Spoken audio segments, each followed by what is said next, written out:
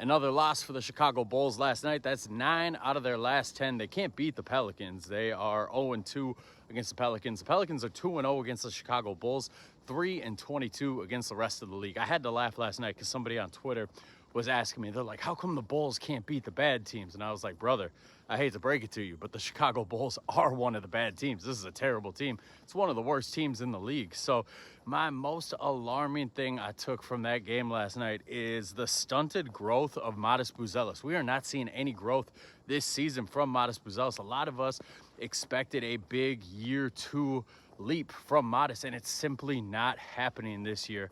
And there's a myriad of factors. There's a lot of reasons why it might not be happening, but we can't overlook the fact that Modest needs some accountability, man. And this is a guy, we put a lot of expectations on him. Now, I didn't go crazy with the Kool-Aid over the offseason like some Bulls fans did. I can show you guys tweets. There's one that I brought up so many times that the guy eventually blocked me because he got sick of me talking so much shit. But he replied to me, and he said, I promise you Buzelis is going to be Giannis with a three-point shot, which is just an asinine take. But there were a lot of people out there, a lot of Bulls fans in the offseason who were putting a little too much dip on the chip and were saying that Modest is the next Giannis. I never thought that way, but I thought he would be like I think I said Franz Wagner with more athleticism, and that's a damn good player. Another archetype I really liked for him was Aaron Gordon. Aaron Gordon's a guy, hyper athletic coming into the league. They wanted to make him a 4, so he bulked up, but he didn't lose any of that athleticism. So Aaron Gordon's a guy I would like Buzelis to take some notes from. And both those guys, Aaron Gordon, Franz Wagner, they're not guys that are top 10 in the league by any means. They're not superstars. So Bulls fans were saying I was underselling his ceiling. But I'm telling you guys, I just never saw a top 10 player in the NBA ceiling like some of you guys were throwing out there. I need to see a lot more from him before I put those kind of expectations on him. I'm taking it as far as if you took the rookies and sophomores in the NBA this year and you put them into one draft, I don't think Buzelis would go top 10. I think he'd be right around 11.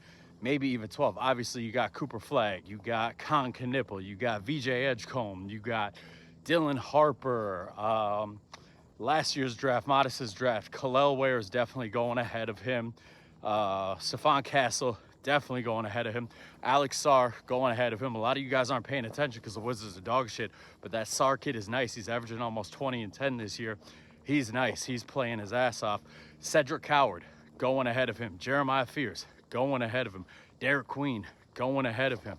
And then you probably got some toss-ups. You know, him and Reed Shepherd, probably a toss-up. So it's looking bleak right now for Bulls fans who put all their hopes on the future of Modest, the future of his development, you know, what his ceiling would be. And he's just not living up to that ceiling right now. And a lot of people are saying, well, Billy Donovan, he's playing Isaac Okoro and Patrick Williams over him. How's he supposed to develop? I don't want Buzelis to be handed anything. The facts are the last couple of games, Isaac Okoro and Patrick Williams are just straight up outplaying Buzelis. And it's not like there's a big age gap either. Buzelis, he's 21. Okoro and Patrick Williams, they are 24. So age-wise, they are pretty much peers with each other. Skill-wise, you would expect them not to be peers. You would expect Buzelis to be a whole lot better than those guys, but those guys are just flat out outplaying him right now. And if you look, the minute difference, it's kind of similar. Both of them are hovering right around that 20 to 26 mark, Okoro and Williams, and that's kind of what Buzelis is getting right now. But when you're watching these games, those guys are just having far more impact on the game. And the thing with those guys is they play defense. I think we kind of mistake Buzelis as a defender sometimes because he gets some highlight reel level blocks, but this man cannot stay in front of anybody when he's guarding them to save his life. He needs to bulk up. He needs to get better at his lateral quickness, but just flat out, he needs to play better. We need to call a spade and say, look, man, we can make all these excuses for Buzelis and why we're not seeing the year 2 leap from him, but let's call a spade, man. He's flat out got to play better. I don't want him to be handed anything. I want him to take a hard look in the mirror and say, listen, there is no universe where Isaac Okoro and Patrick Williams should be out playing me.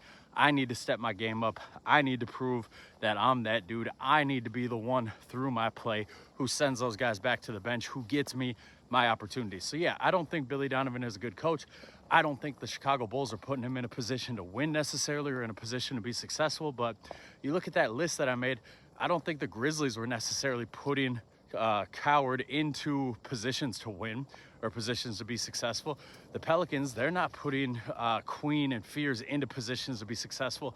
Talent always rises to the top. So if you're talented, sometimes you got to go out there and you got to put yourself in positions to be successful. So that's my big worry right now as a Bulls fan, is what is Buzelis' ceiling going to be, and when are we going to start to see some growth from this guy? If you're a Buzelis fan, let me know in the comments, how optimistic are you about this kid going forward still?